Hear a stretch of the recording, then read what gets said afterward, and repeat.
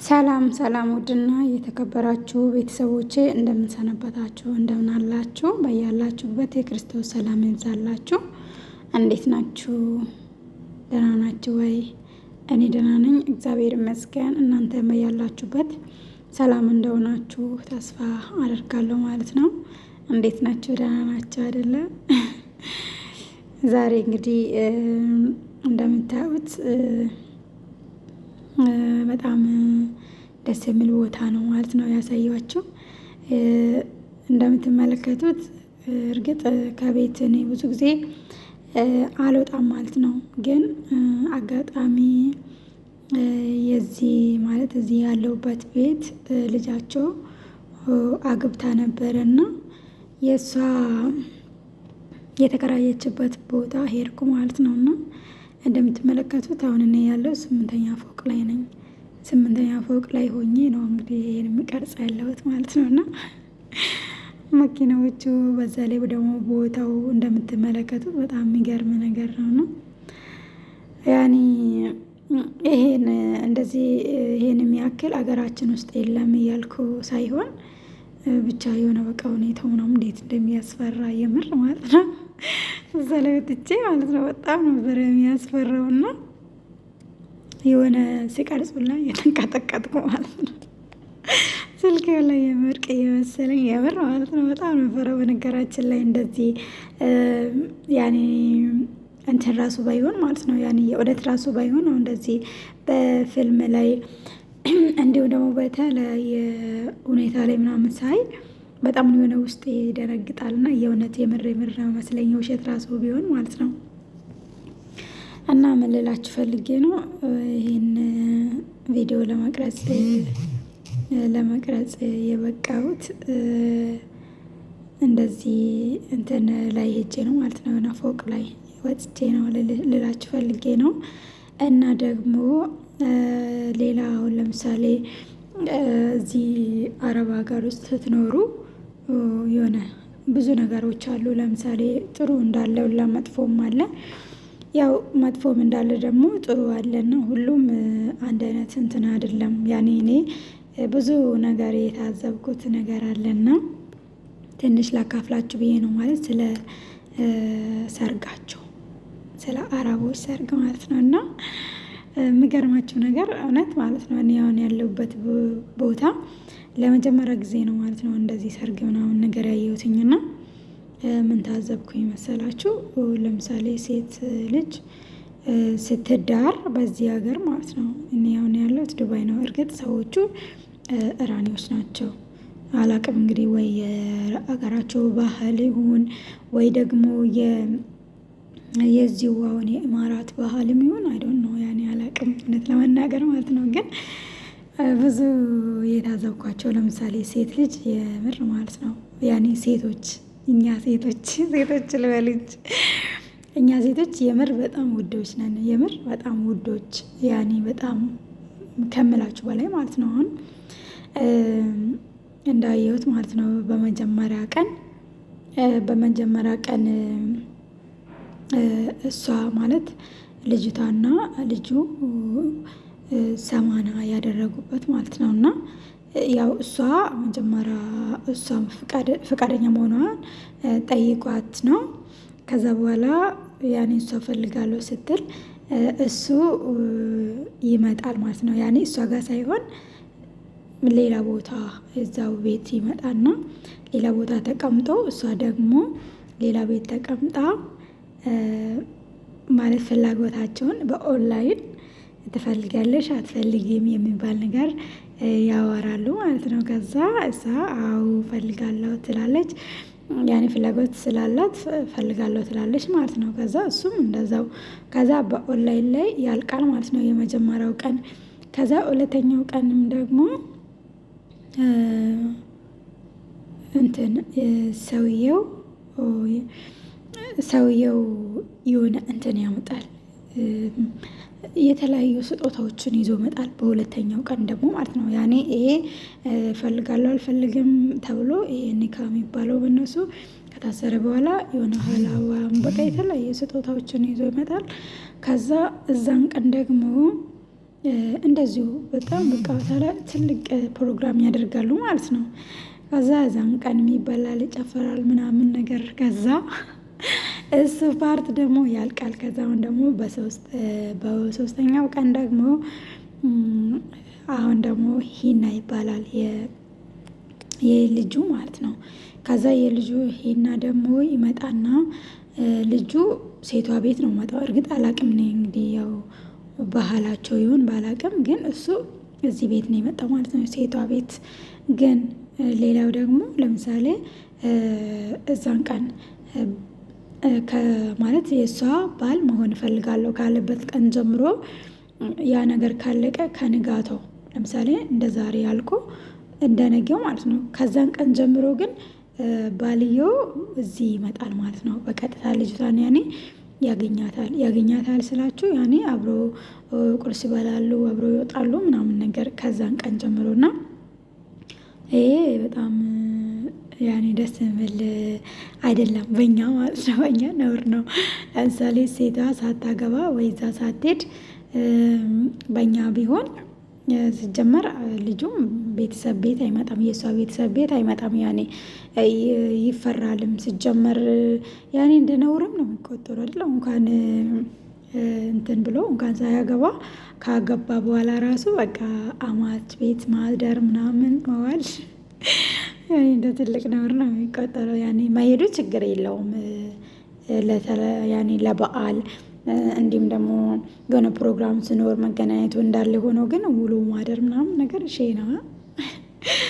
እና እንደዛ ልላችሁ ፈልጌ ነው። እና እሱ ግን እዚህ ቁርስ ይበላል ምሳ ይበላል ምናምን በቃ አብረው ይወጣሉ ምናምን ነገር ከዛ በሶስተኛ ቀን እንደነገርኳችሁ ስጦታ ምናምን ይዞላት ይመጣል። ከዛ እሱም እንደዚሁ እንግዲህ እንደ በጣም በቃ በአሪፍ ያልቃል። በአራተኛ ቀን ደግሞ እሱ እዚህ ይመጣል ማለት ነው። እሱ ይመጣና የእሱ ሂና ይባላል። ከዛ የእሱ ሂና ደግሞ እዚሁ ፕሮግራም ይደረግለታል። ከዛ በኋላ እዚሁ በቃ ፕሮግራሙ ምናምን እዚሁ ይሆናል። ከዛ በኋላ ደግሞ የእሱ ያልቃል። የእሱ ሲያልቅ ደግሞ የእሷ ደግሞ አጋጣሚ ሆነው ሆቴል ነበረ። ያኔ ሆቴል ነው የሆነ አዳራሽ ነገር ነው። እዛ ነው የተከራዩት የነበረው። ከዛ እሷ ደግሞ እዛ እንትን አለች ማለት ነው። እዛ ደግሞ ሄድን። ከዛ እዛ ደግሞ በጣም በቃ ደስ በሚል ሁኔታ እዛም ደግሞ እንደዚህ በቃ ደስ ይላል ብቻ በአጠቃላይ ማለት ነው ያለው ድባብ ምናምን በጣም ደስ የሚል ነው። ከዛ የመጀመሪያ ቀን የሆነ ሰማያዊ ልብስ ነበር የለበሰችው። ከዛ በሁለተኛው ቀን ደግሞ ቀይ ልብስ ለበሰች። በሶስተኛው ቀን ቀይ ልብስ ለበሰች። በአራተኛው ቀን ደግሞ አረንጓዴ ለበሰች። ከዛ በአምስተኛው በመጨረሻው ቬሎ የእውነት ቬሎ ማለት ነው። አጋጣሚ ሆኖ ግን እኛ እዛን ቀን አልሄድንም ነበርና በአጠቃላይ ምን ልላችሁ ፈልጌ ነው በጣም ፕሮሰስ አለው ማለት ነው። የምር ማለት ነው በጣም ፕሮሰስ አለው። እና ብቻ ያው በጣም ደስ ይል ነበረ። እና አጋጣሚ እነሱ የተከራዩበት ቤት ሄጄ ነው ማለት ነው። ሙሽሮቹ የተከራዩበት ቤት ሄጄ ነው ይሄን በውጭ በኩል ያስኩት ማለት ነው። እና በጣም ደስ የሚል ነበረ እላቸዋለሁ። እና ምንድነው ሴት ልጅ በጣም ውድ ነን። ያኔ ራሳችን ካስወደድን በጣም ውዶች ነን። እንዲሁም ደግሞ ያኔ በፊት ማለት ነው እኔ በገጠር እንደማውቀው መጀመሪያ ለምሳሌ ወረቀት ይላካል ማለት ነው። በእኛ በገጠሩ ወረቀት ይላካል። እሺ ካለች በኋላ ምንድነው የሚባለው በመድኃኒዓለም ሽማግሌ ይላክና ሽማግሌ ልጅቷን እንዲያዩት ይደረጋል። እና አጋጣሚ አሮጌት መታብኝ ነው ማለት ነው። ሴትዬ መታብኝ ነው አቋረጥኩት። ከዛ በኋላ ሽማግሌው ይመጣል። ሽማግሌ መጥቶ ያኔ ልጅቷን ያዋታል ማለት ነው። ልጅቷ ሳታቂ ያዋታል። ከዛ ካዩት በኋላ በቃ የሆነ የሚደረግ ነገር አለ። ምንድነው ዱላ ነው ምናምን ነገር ይቀመጣል በር ላይ ማለት ነው። ከዛ ልጅታ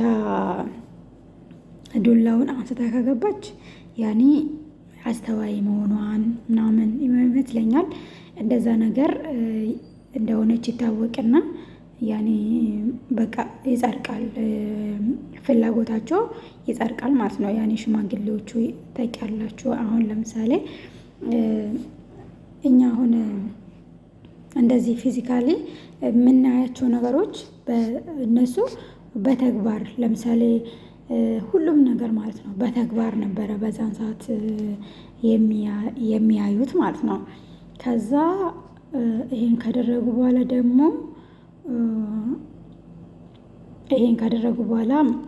እንትን ይባላል ምንድነው እሺ ይባባልና እሺ ከተባባሉ በኋላ የሰርግ ቀጠሮ ምናምን ይያዛል። ከተያዘ በኋላ ይመጣሉ።